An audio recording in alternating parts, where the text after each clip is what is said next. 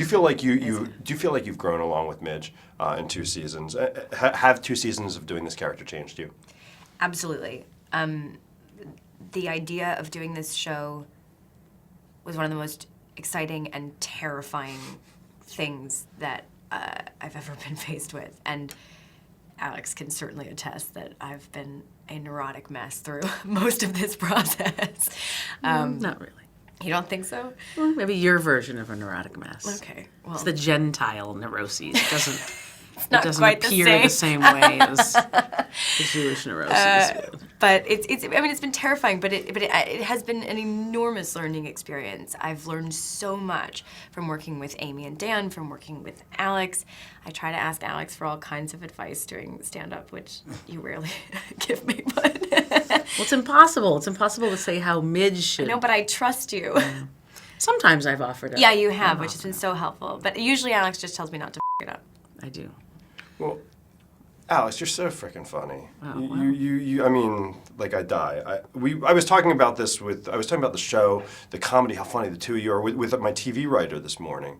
And we were talking about this idea that women aren't funny is still a thing. How infuriating is that to the two of you?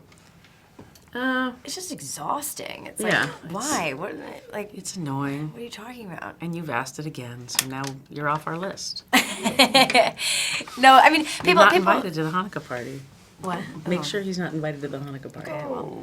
No, it's it's tiring. It's even when you're asked of, isn't it crazy that that's still being asked? You're still being asked. So it's yeah. That's fair. Then I won't perpetuate it anymore because after that question, because you guys are. Do I think men are funny? That's a better question. That's a good question. Only when they're naked.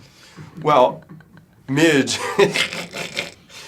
takes down a bunch of male comics this year, Yeah. covered in mustard. Did you feel like you were doing a scene like that for women everywhere, covered in mustard?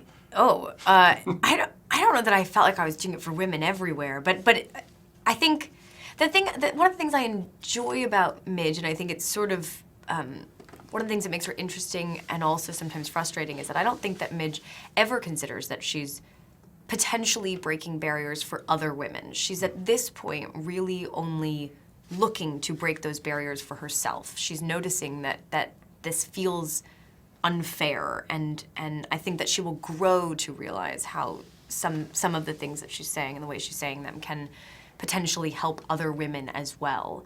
But in the 1950s, I think women were not necessarily in the same kind of camaraderie that we're I think she was just discovering in this calling it moment. like she sees it.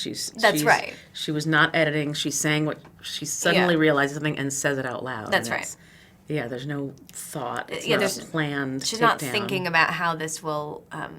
which makes it even greater. Yeah, exactly. But I think it's sort of the same for me doing it in the moment. The clothes are unbelievable. Do you have any famous? Do you get to keep anything? Do you have any favorite looks from season 2? So I hadn't gotten, I don't even know if I'm allowed to say this, I hadn't gotten to keep anything, but I did walk away with one thing at the end of this season, which is one of Midge's coats from season 1 that I'd been coveting from the minute I put it on, this beautiful gray cashmere coat.